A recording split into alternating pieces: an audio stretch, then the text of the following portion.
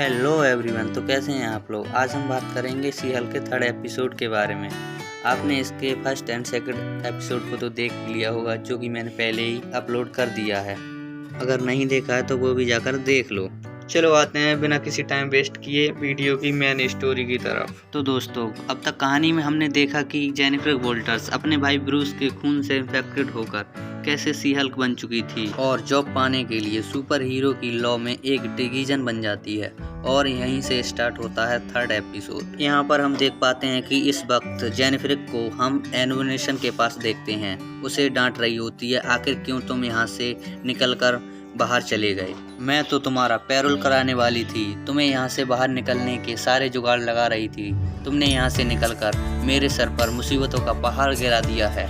लेकिन इस बार एमएल का कहना था कि मैं यहाँ से निकलकर खुद बाहर नहीं गया, बल्कि मुझे यहाँ से बाहर ले जाया गया है, वो भी बॉन्ग के थ्रू। अब ये बॉन्ग कौन है, इसके बारे में जेनिफर अपनी फ्रेंड निक्की को कॉल लगाकर पूछती है, जहाँ पर निक्की लैंगटन के थ्रू ये पता लगा लेती है कि वो अमेरिका का एक जादूगर है, शायद कामाताज का कोई लाइब्रेरियन है।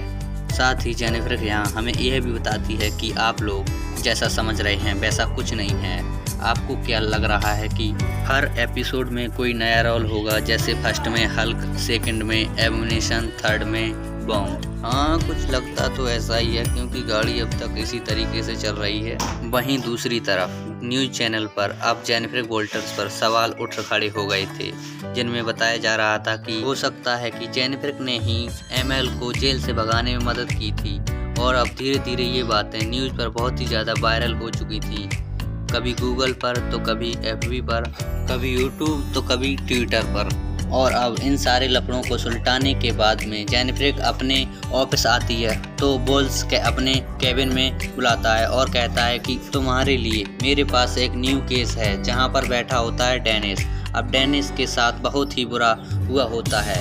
बेसिकली उसकी गर्लफ्रेंड उसका खर्चा करवा के उसका फुद्दू बना चुकी थी, और अब डेनिस के समझ में आता है कि क्यों ना उसके ऊपर केस करके उसके ऊपर किया हुआ खर्चे का पैसा वापस लिया जाए, क्योंकि वो कोई आम इंसान नहीं है, बल्कि एसगार्ड में रहने वाली एक सेफ फिक्टर थी।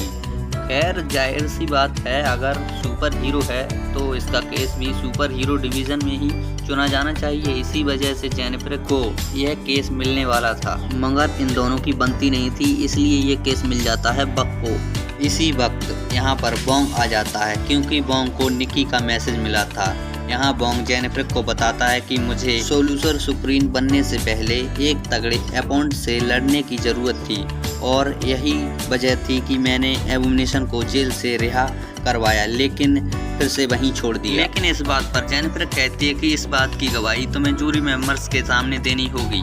अब आते हैं हमारे दूसरे केस डेनिस की ओर, जहां पर डेनिस यह बताता है कि मैंने करीब $1,75,000 की एक न्यू ब्रांड गाड़ी अपनी गर्लफ्रेंड को दिलाई थी, यह सोचकर कि वो मैगेंट स्टाइलिश है।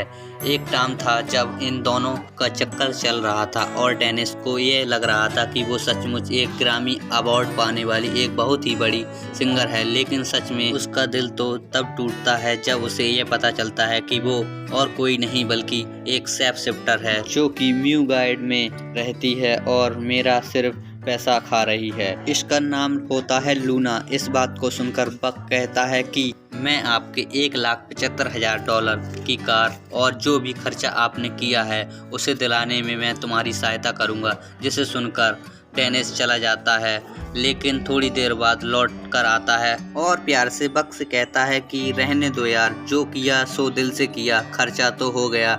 अब मैं यह नहीं चाहता कि अपने केस को मैं आगे कंटिन्यू करूं। लेकिन अब बक को समझ में आ गया था कि यह असली डेनिस नहीं है, बल्कि अगेन में यह उसी का सीन लेकर लूना आ चुकी थी। जिसके बाद में सीन शिफ्ट होता है जेल में, जो कि VOVC की तरफ से बनाई गई थी, जहां पर तो जेनिफर का आना जाना आम रूटीन बन चुका था। न्यूज़ रिपोर्टर को यह लगने लगा था कि ये दोनों शादी कर चुके हैं और उनका एक बच्चा भी है। लेकिन आज दिन था दलीलों को रखने का, जहां पर 4 जूरी मेंबर्स बैठे थे और उन्हें यह डिसाइड करना था कि एमएल बोलेंस को वापस छोड़ना चाहिए या नहीं। लेकिन डर इस बात का था कि एबोमिनेशन फिर से बदल गए तो सारी जिंदगी खतरे में पड़ जाएगी। लेकिन जेनिफर उन सभी को यह विश्वास दिलाती है कि ML ब्लाउंस फिर से नॉर्मल हो चुके हैं।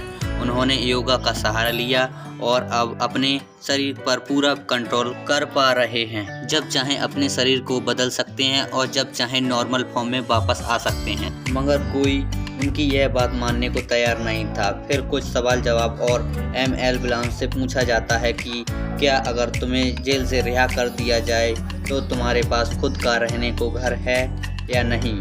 अगर है तो करने के लिए काम क्या है? इस बात पर ML बताता है कि मेरी कुछ 7 गर्लफ्रेंड हैं। मैं यहाँ से निकलने के बाद शादी करने वाला हूँ और साथ ही रहने के लिए मेरे पास एक खुद का घर भी है। मगर ये सभी बातें काम नहीं आने वाली थी, इसलिए जेनिफर एक लिस्ट बना चुकी थी जिसके अंदर सभी लोगों ने ML के फिगर में ही बात की, लेकिन मेन बंदा यानी कि बॉन्ग वो तो यहाँ पर था ही नहीं। जेनिफर कहती है कि वो इंसान जिसके लिए जिंदगी में कभी ट्रैफिक का सामना ही ना करना पड़ा हो, आखिर वो लेट कैसे हो सकता है? लेकिन तभी वहाँ पर बॉन्ग आ जाता है और बताता है कि बेसिकली मुझे सेंसर सुप्रीम बनने में एक अच्छे खासी फाइट करनी थी।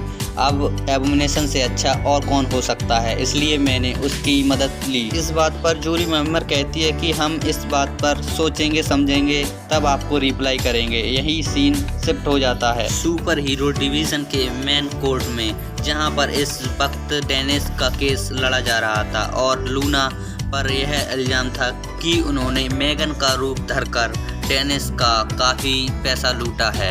यहाँ पर गवाहों की कमी हो रही थी, तो इस वक्त यहाँ पर जेनिफर वॉल्टर्स भी पहुँच जाती है और डेनिस के लिए उसके फीवर में ही गवाही देती है कि हाँ वो कभी उसके साथ जॉब किया करती थी, दोनों साथ मिलकर काम किया करते थे और डेनिस का उसके साथ चक्कर चल रहा था, इसलिए उसके ऊपर काफ़ी खर्चा भी किया था।